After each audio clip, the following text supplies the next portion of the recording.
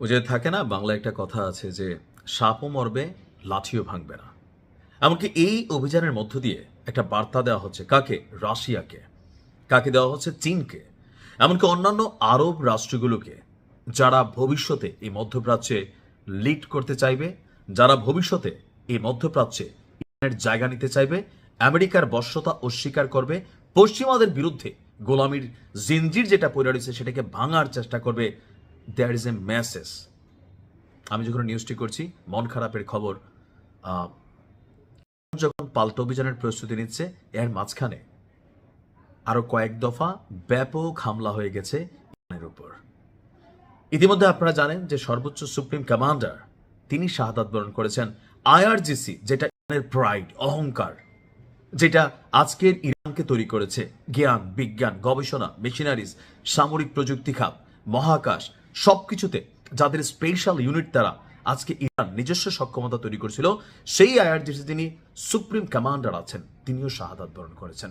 যিনি প্রতিরক্ষা খাতে সর্বোচ্চ ব্যক্তি আছেন তিনিও শাহাদাত বরণ করেছেন। অর্থাৎ বড় তিনটি স্বীকার করে ফেলেছে ইসরায়েল এবং আমেরিকা। টার্গেট, এর পরবর্তী ধাপে কারা আসলে লিড করতে যাবে।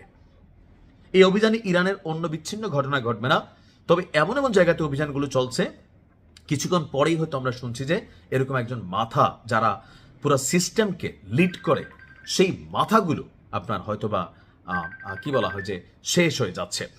দর্শক, ইরানের রাজধানী তেহরানে আমি যখন নিউজটি করছি মাত্র ভোরের সূর্য উঠছে, এর মধ্যে সেখানে ব্যাপক বিস্ফোরণের আওয়াজ দিক বিদিক থেকে ছুটে আসছে। বিবিসি তার লাইভ প্রতিবেদনে এই দৃশ্য আপনাদের সামনে দেখেছে, অনেকে নিশ্চয় দেখেছেন। যুক্তরাষ্ট্র ইসরায়েলের এই অভিযানের লক্ষ্যবস্তু ছিল ইরানের এই রাজধানী শহরটি, অর্থাৎ তেহরান। মার্কিন প্রেসিডেন্ট ডোনাল্ড ট্রাম্প তার বক্তব্য হচ্ছে ইরানে এই অভিযান অব্যাহত থাকবে। শত্রুদেরকে নিশ্চিহ্ন করার আগ পর্যন্ত ইরানের যে ক্ষমতাসীন সরকার বা রাষ্ট্রায়ত্ত সিস্টেম সেটাকে শেষ করার আগ পর্যন্ত আমেরিকা থামবে না। সো এই অভিযান চলবে। ইতিমধ্যে সেখানে বড় তিনজন মানুষকে শেষ করার পর বলা হচ্ছে যে ইউএস সেন্ট্রাল কমান্ড তাদের নতুন সিদ্ধান্ত হচ্ছে ইরানের পারমাণবিক সক্ষমতা যেটা সেটাকে সিস্টেমিকলি কন্ট্রোলে নেওয়া।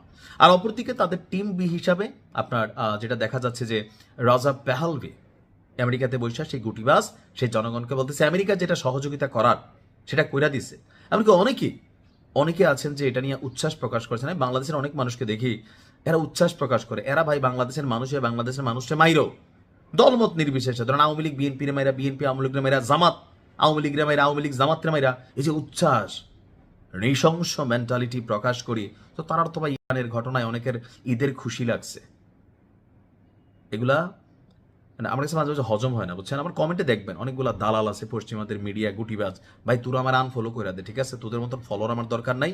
যারা ইরানকে অপছন্দ করো তুমি আমার ভিডিও দেখারই দরকার নাই, কারণ আমি তোমাদের জন্য ভিডিও বানাই না। মাঝে মাঝে রাগ হয়, বুঝছেন, কমেন্ট দেখলে আপনাদের যে না ঠিকই আছে ইরানের এই বেটা, তুই কি মানে তোর ইমান কি কিতা কর সোল ডাইলেছো নাকি? আমরা পারি না, ঠিক আছে, যে করে তার সাপোর্ট দেওয়া আমাদের জরুরি। আমাদের এই সাপোর্ট ইরানের কিছু যায় আসে? কিছু যায় আসে? আমি কি মেশিন দিছি? না আপনি মেশিন দিচ্ছেন, না টাকা পাঠাইছেন? কিছুই না। এটা হচ্ছে একটা নৈতিক সমর্থন, মানসিক স্যাটিসফ্যাকশন। বলা হচ্ছে যে মার্কিনীরা নতুনভাবে প্ল্যান বিতে ঢুকছে। এই প্ল্যান বি আমার ধারণা ইরানের বাকি যেই মাথাগুলো আছে অথবা যেই সেন্ট্রাল কমান্ডিং ইউনিট আছে, ইরানের যুদ্ধ পরিচালনা গ্রুপ আছে, ইতিমধ্যে দ্বিতীয় সর্বোচ্চ নেতা যেটা ওনাকে চয়েস করার জন্য আইআরজিসির জরুরি বৈঠক করছে, মানে এই যে পরবর্তী ধাপে যারা লিড করবেন বা কমান্ডিং করবেন তাদেরকেও হয়তো বা শাহাদাত বরণ করানো হবে। আল্লাহর কাছে সাহায্য চাচ্ছি, দোয়া করবেন আল্লাহ যেন সফলতা দান করে। ভালো থাকুন। আসসালামু আলাইকুম।